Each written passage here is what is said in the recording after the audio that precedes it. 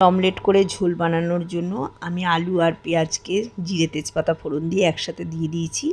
খুব সুন্দর করে ভাজা ভাজা করে নিয়ে আমি মশলাগুলোকে দিয়ে দেবো। মশলার মধ্যে অ্যাড করেছি আদা, জিরে, রসুন, শুকনো লঙ্কা, টমেটো আর হলুদ দিয়ে একসাথে খুব ভালো করে কষাবো। তোমরা কে কে ডিমের অমলেট খেতে ভালোবাসো, ডিমের অমলেটের ঝোল খেতে ভালোবাসো, একটু জানাবে। ভিডিওটা ভালো লাগলে লাইক, কমেন্ট, শেয়ার করে একটু পাশে থেকো। তো দেখো খুব সুন্দর করে আমি মশলাটা কষিয়ে নিয়েছি। মশলাটা আমার প্রায় কষানো হয়ে গেছে। এবার আমি জলটাকে অ্যাড করে দেবো। তো দেখো মশলাটা একটু তেল ছেড়ে দিয়েছে, একটু এপর ওপর করে আমি এবার এর মধ্যে জল অ্যাড করে দেবো।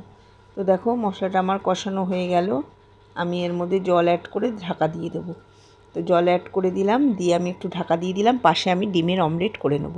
এক এক করে সমস্ত ডিমের অমলেটগুলো আমি করে নিচ্ছি। দেখো ডিমের অমলেটগুলো খুব সুন্দর করে আমি ভেজে নেব। তো ডিমের অমলেট খেতে এত দারুণ লাগে, আর ঝোলের ভেতরে তো ঢুকে ফুলে ফেপে ঢোল হয়ে যায়। আমার তো ভীষণ ভালো লাগে। তোমরা একটু জানিও কিন্তু কে কে ডিমের অমলেটের ঝোলটা পছন্দ করো।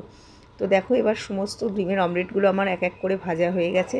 এবার সব ডিমের অমলেটগুলো আমি ঝোলের মধ্যে দিয়ে ফুটিয়ে নেব। খুব ভালো করে ফোটাবো, তারপরে এর মধ্যে একটু আমি শাহি গরম মশলা দিয়ে আরও ভালো করে ফুটিয়ে নেব। দেখো আমার প্রায় ডিমের ঝোলটা রেডি। তোমরা কারা কারা কোথা থেকে দেখছো একটু কমেন্ট করে জানাবে।